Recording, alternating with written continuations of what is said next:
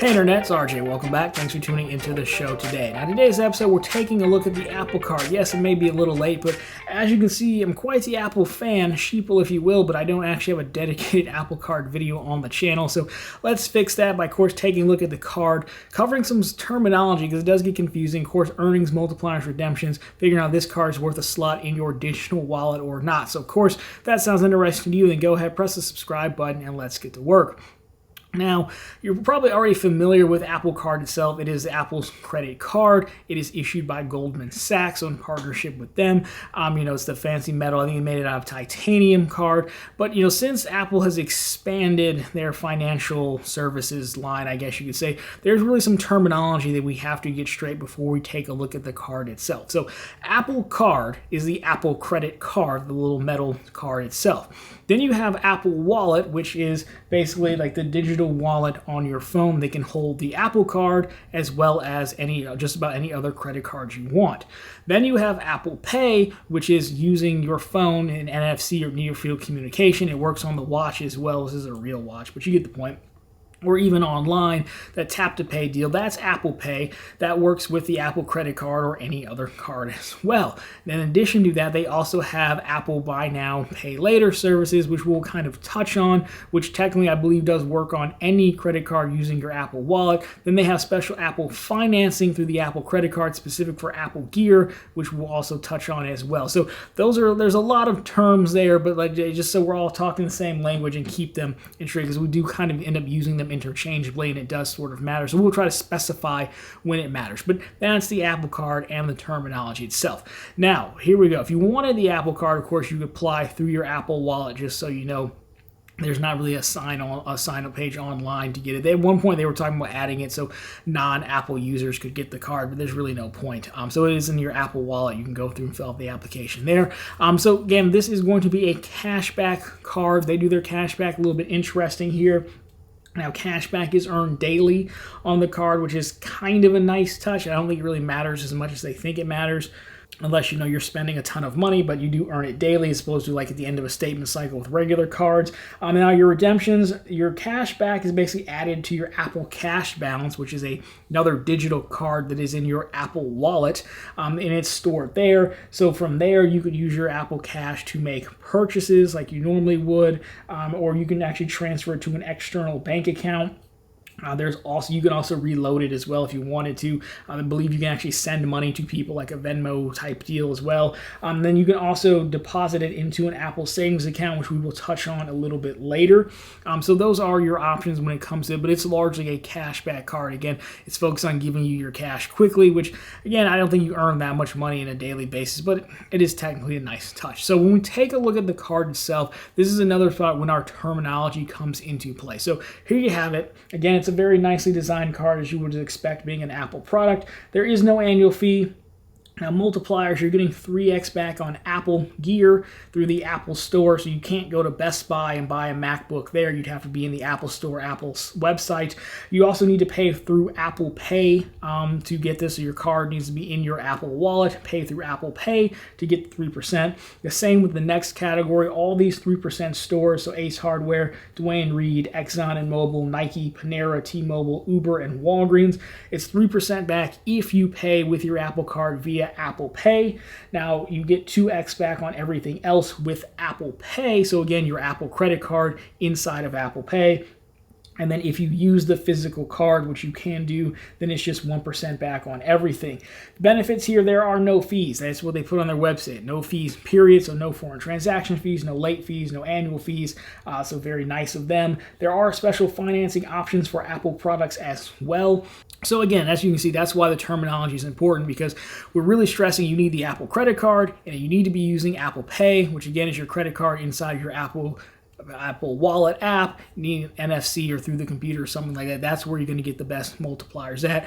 But of course, again, you can put other credit cards in your Apple Pay as well. So overall, if you're wondering why they're stressing Apple Pay, because their breakdown is that one, it gets you to use Apple products more, and two, Apple does receive a cut when a transaction routes through Apple Pay versus you just using the physical card. They don't receive a piece of the transaction, so they're trying to encourage you to use their platform. which makes a lot of sense. And it's become way more prevalent, the tap to pay, things like that. And there is a level of security going through NFC and tap to pay versus actually using your card. The card is pretty nice. They do give you a physical card. There are actually no numbers on it, which isn't super helpful if you're typing it in to the computer. But again, they want you to use Apple Pay, so a little bit of barrier there. So overall, that's the card itself. Now, again, there's two other features here that I think are worth noting. So the first one is that Apple Payment Plan Pay service, if you will, for financing Apple Gear. So again, they call it Apple Card Monthly Installments, which again is different than the newer feature they rolled out, which is Apple Buy Now, Pay Later. So, I mean, directly from their website, you can kind of see, of course, this person bought an iPhone, and then you can see how the monthly installments are broken up. So, you know, this is not dissimilar to how, you know, the phone carriers like Verizon, AT&T will let you finance a phone over time, and then at the end of the year, you can turn it back in and get the new one again. This is kind of the same thing. It just lets you use your Apple Card balance to help finance it. So you don't really have to get a new loan or anything, but again, that's just through the Apple Card. You can see the installments there as well. Plus, you will get your cash back, your daily cash on this, on the purchase price of each product, which is all up front, which is actually pretty nice. Now, I don't know how that works with upgrade plan. So if you were going to do this and just turn it in at the end of the year, I don't think they're going to let you're going to get the full cash. I think it depends on if you pick their upgrade program or not. But again, this works on other things besides phones. And then lastly, we have the newer one, which is the Apple Savings Account. So you need an Apple credit card to open the Apple Savings Account. Now, of course, you can house your Apple Cash here as well. You can also put regular money in here. It is a deposit account. And this is what they call a high yield savings account. So when it first launched, again, be mindful of when you're watching this, but when it first launched, it was about 4.15% APY, which is pretty good for these type of accounts. You can find better, but for an account for mass appeal like this, I think it was pretty good. Now, of course, if you're watching this in the future, the rates may go up or down. So overall, I think another benefit here to quickly touch on is the user interface. Now, I don't have the card myself, but again, one of the things the banks get in trouble into is user interface, because again, Apple is also a software company. So, you don't have a bank really building the UI. You have Apple, which is their, for the most part, I'm happy with Mac OS and iOS. There are some things I don't care for. But again, it's much cleaner and easier to understand, I think, than the majority of banking apps out there. And I have most of them, if we're being honest. So, for me as an Apple fan, again, there's an iPad here with notes. There's a phone. There's two studio displays, a MacBook Pro. I have all the Beats headphones for working out, phone calls and stuff. So I have plenty of Apple stuff, but I don't have the Apple credit card. And for me, I think for most people who just want a credit card that's easy to use and convenient, then I think this is a fine option. You're still getting 2% back on the majority of stuff if you use, your Apple Pay, tap to pay feature. I kind of hope they would add more of the 3% categories. It doesn't seem like that list has really expanded since launch, which is kind of disappointing. There's that. And then for me, co-branded cards, which would be a card like the Apple Card. It's a credit card branded with Apple. Very analogous to like that Chase Amazon card. It's a co-branded card with Chase and Amazon. Those cards are 5%. The Target Red card's 5%. Amazon card's 5%. The Walmart card, Capital One, is 5%. Instacart's 5%. So for me, it really needed to be 5% on Apple stuff to be worth it for me personally. But again, Apple's so big. I mean, the other companies we named are pretty big too. But I mean, they're not really trying to go for that piece of it. So for me, that's why I don't have it. I don't think the core Apple multiplier is high enough. There are other strategies that you can get 5% back at Apple. I won't bog this video down with them. If you want to check them out, you can go to the main channel page where we talk about some. I'll link a video down below I have for you that's older about how I bought my MacBook Pro versus using the Apple Card versus just another strategy.